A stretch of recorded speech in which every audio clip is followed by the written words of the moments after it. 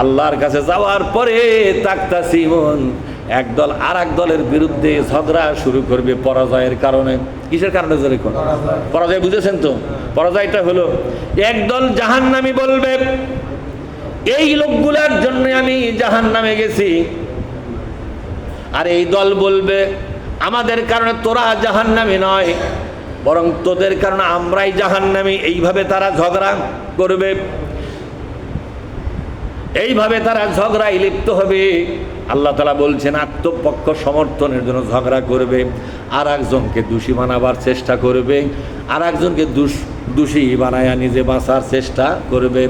রব্বানা ইন্না আতা'না সাদাতানা ওয়া কুবারা'না ফাআদাল্লুনা সাবিলা। আল্লাহু আকবার।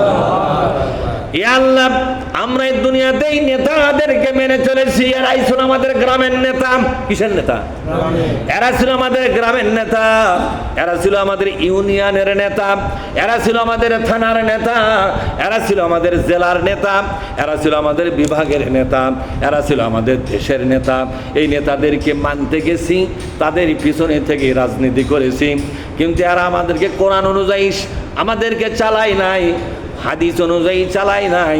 আমাদের রাজনীতি করালো মানুষের আইন দিয়া। কি দিয়া? জোরে কোন? মানুষের আইন দিয়া। তাই বলছে ইন্না আতা'না সাদাতানা ওয়া কুবারা'না। আল্লাহ, আমরা নেতা মেনে চলেছি। আর কাকে মেনে চলেছি? আকাবির। জোরে কোন? কি?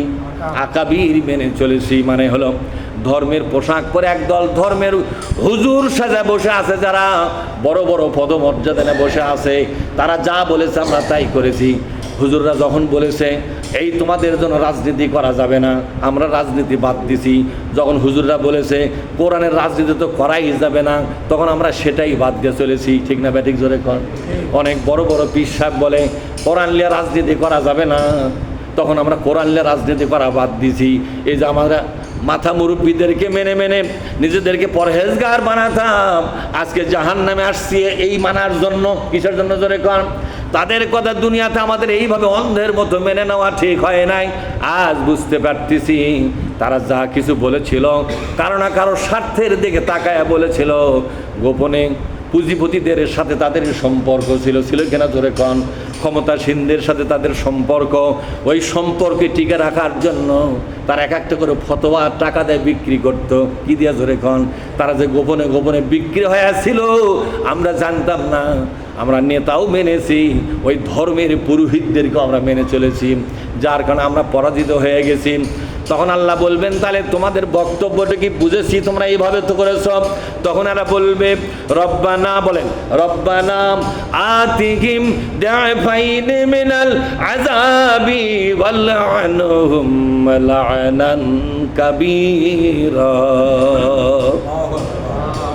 ও প্রভু, রব্বানা, হে আমাদের রব, আতিহিম, ওদেরকে তুমি দান করো, দিয়ে দাও, ওদের ওপর চাপায়া দাও।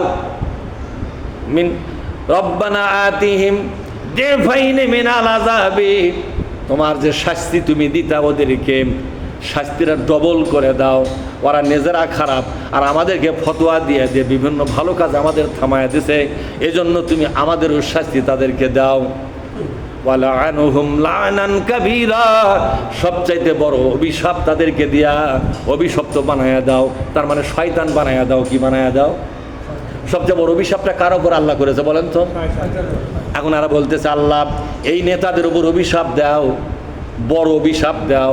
আর এই যে হুজুর মার্কা লোকগুলো যেগুলা ফতোয়া দিয়ে দিয়ে আমাদেরকে তোমার কোরআন প্রতিষ্ঠা করে আন্দোলন করতে দেয় নাই, এদেরকে অভিশাপ দাও যাতে এরা সবাই শয়তান হয়ে যায়। কি হয়ে যায়? আর কথা বোঝেননি? আজকে বলতেছে হুজুর হুজুর, বাবা বাবা, কালকে এরাই কিন্তু বলবো আল্লাহ হুজুর গুলো তুমি শয়তান বেড়ে দাও। কি বেড়ে দাও? এরাই ফতোয়া দিয়ে দিয়ে আমাদের মধ্যে গ্যাঞ্জাম লাগাছে। আল্লাহ কি ফয়সালা দিবেন তা কি জানেন? আল্লাহ এবার চূড়ান্ত ফয়সালা দিয়ে দিলেন। অভিযোগ শুনলেন, কারণ শুনলেন, আগে কারণ শুনলেন, এরপর আবেদন শুনলেন। শোনার পরে আল্লাহ রব্বুল আলামিন তাদের অভিযোগের জবাব দিয়ে দিলেন এইভাবে, লিকুল্লি বলেন লিকুল্লি দিফুম মিনাল আযাব। নাউযুবিল্লাহ। আজ হতে নেতা নেত্রী এবং বড় বড় তোমাদের মুরব্বিয়ানে কেরাম এদের সবাই এবং তোমরা যারা অনুসারী ছিলে সকল অনুসারী এবং উপরের লেভেলের যারা আছে সকলের জন্য আজ থেকে আমি আযাবটাকে দ্বিগুণ করে দিলাম। নাউযুবিল্লাহ।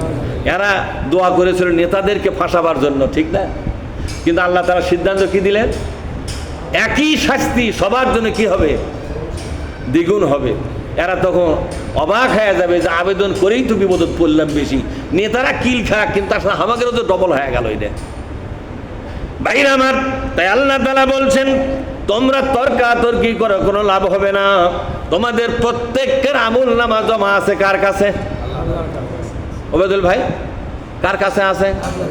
তোমাদের প্রত্যেকের আমল নামা আছে আল্লাহর কাছে জমা। আল্লাহ তোমাদের আমল নামা দেখতে পাচ্ছেন কিনা জোরে কন। সুতরাং সে অনুযায়ী সিদ্ধান্ত হবে।